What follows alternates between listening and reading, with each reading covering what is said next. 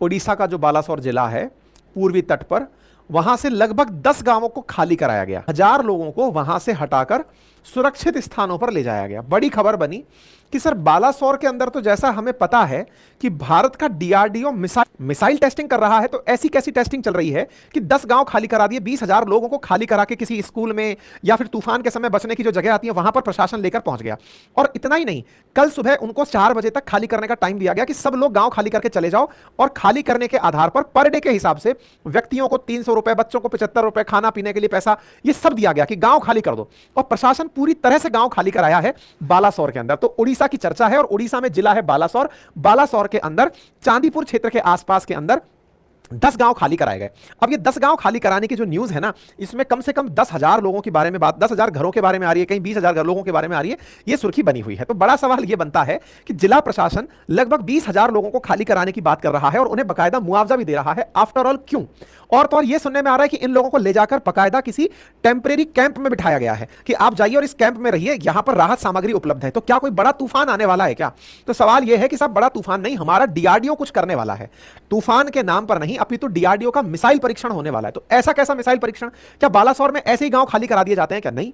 तो फिर इस बार क्यों कराया जा रहा है? क्यों लोगों को पैसे देके कहा जा रहा है कि जाओ और जाकर के कहीं और रहो, बाद में आपको बुला लेंगे थोड़े दिन के लिए, जब तक दोबारा ना बुलाया जाए तब तक आप जाकर अपने राहत शिविर में रहिए। यह खबर सुर्खी बन जाती है कि भाई डीआरडीओ ऐसा क्या कर रहा है। तो डीआरडीओ मिसाइल टेस्ट करता है साहब यहां पर। तो डीआरडीओ जहां पर मिसाइल टेस्ट करता है बालासोर जिले के अंदर, वहां 2 जगह हैं जहां से मिसाइल टेस्टिंग होती है।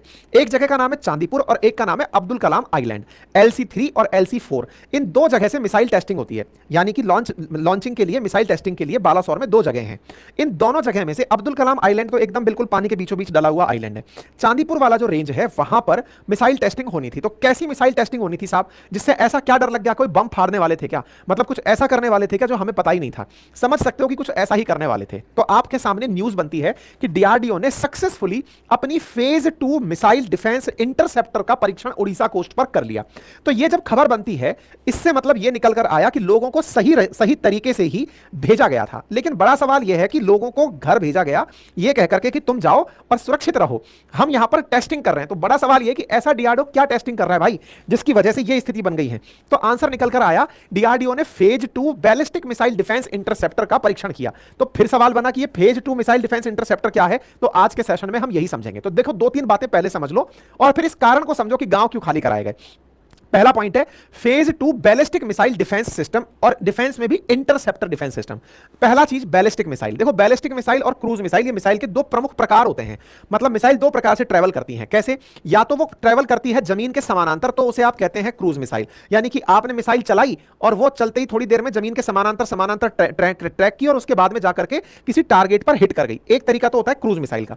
दूसरा तरीका होता है बैलिस्टिक मिसाइल सिस्टम का। इसमें क्या होता है? मिसाइल चलती है और चल करके कुछ यूं जाकर के हिट करती है, यानी कि एक प्रकार से परवलयाकार पाथ लेती है मिसाइल चलते समय, तो जिसे आप बैलिस्टिक मिसाइल सिस्टम कहते हैं। तो पहला पॉइंट निकल कर आया बैलिस्टिक मिसाइल डिफेंस इंटरसेप्टर। इसका मतलब यह हुआ, अच्छा इंटरसेप्टर का मतलब क्या होता है? इंटरसेप्टर, आजकल अगर कभी आप हाईवे पर कार चलाने गए हो और तो तेज स्पीड में चलते हैं, तो रास्ते में आकर एक इंटरसेप्टर खड़ा होता है जो आपको पकड़ रहा होता है कि इसने कितनी तेज गाड़ी चला रखी है, उस आधार पर वो चालान काटता है ना। इंटरसेप्टर यानी मध्य में रोकने वाला, मध्य में रोकने वाला।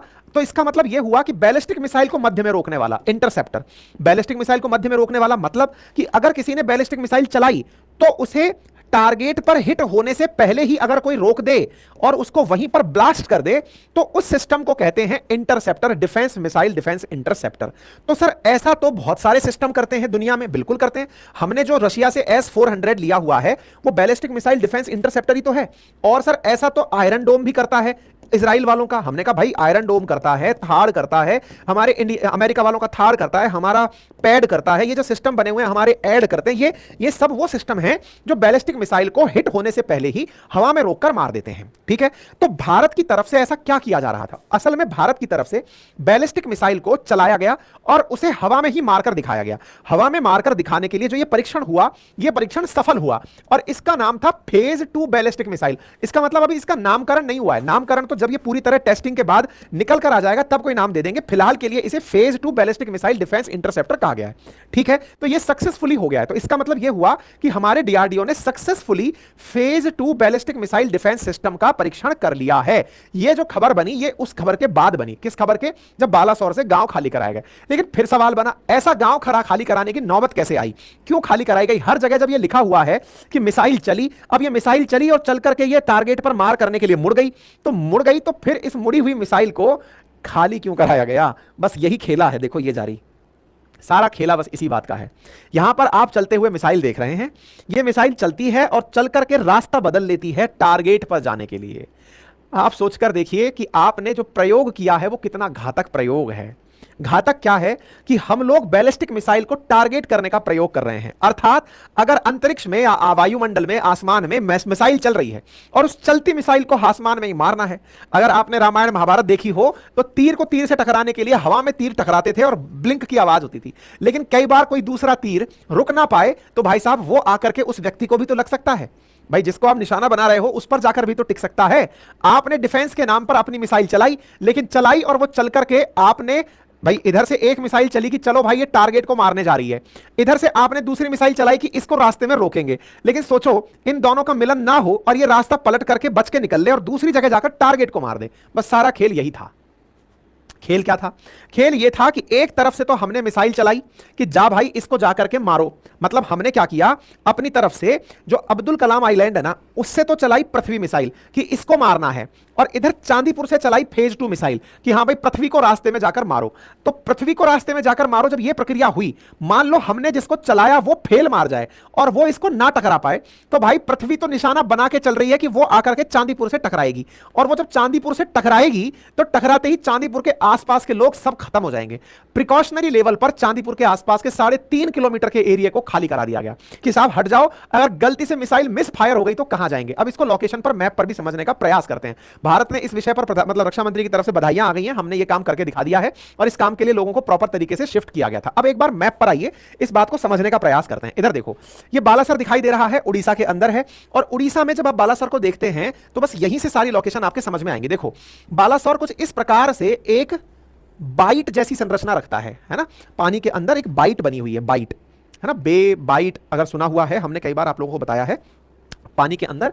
तो ये जो स्थिति बनी हुई है बालासोर में, यहां पर चांदीपुर तो ये जगह रही और अब्दुल कलाम आइलैंड यहां पर है, और इस अब्दुल कलाम आइलैंड और चांदीपुर के बीच में मिसाइल चलाई जा रही है। मान लो यहां से चलाई गई पृथ्वी, और पृथ्वी से कहा गया कि चांदीपुर पे जाके फायर करो, बोले चल दिया साहब फायर करने में। तो अब इधर से चलाया गया चांदीपुर से डिफेंस सिस्टम कि चलो भाई बचो और बच करके रोको इसको। ये चला रोकने के लिए, ये दोनों एक दूसरे से टकराकर रोक लिए।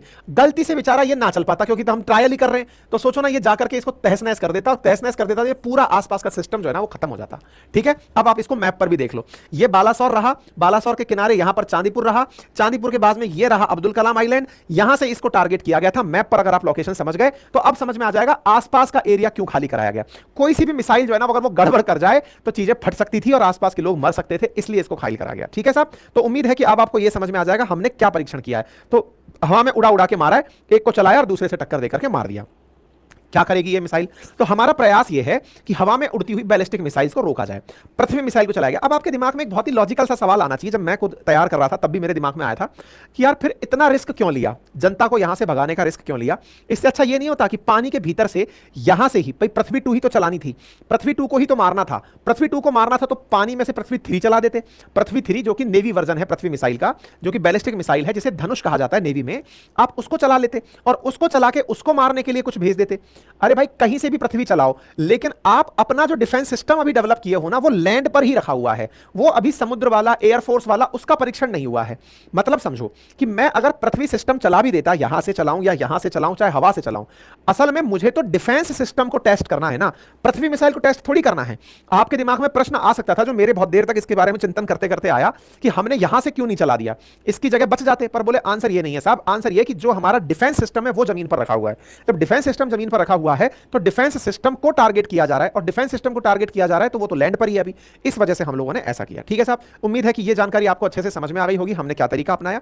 अब सवाल ये बनता है कि अगर हम ऐसा कर जाते हैं तो ये कितनी बड़ी बात है। देखो, दुनिया भर के अंदर जो मतलब मिसाइल सिस्टम है ना, जितना मुश्किल मिसाइलें बनाना है उससे भी ज्यादा मुश्किल है मिसाइलों से बचना, और मिसाइलों से बचने के लिए दुनिया भर की रिसर्च दुनिया में चल रही है। आज भारत ने भी कई बिलियन डॉलर की डील करके रूस से जो S-400 खरीदा है, वो इसीलिए तो खरीदा कि अगर हम पर कोई मिसाइल चला दे तो हम कैसे बचेंगे।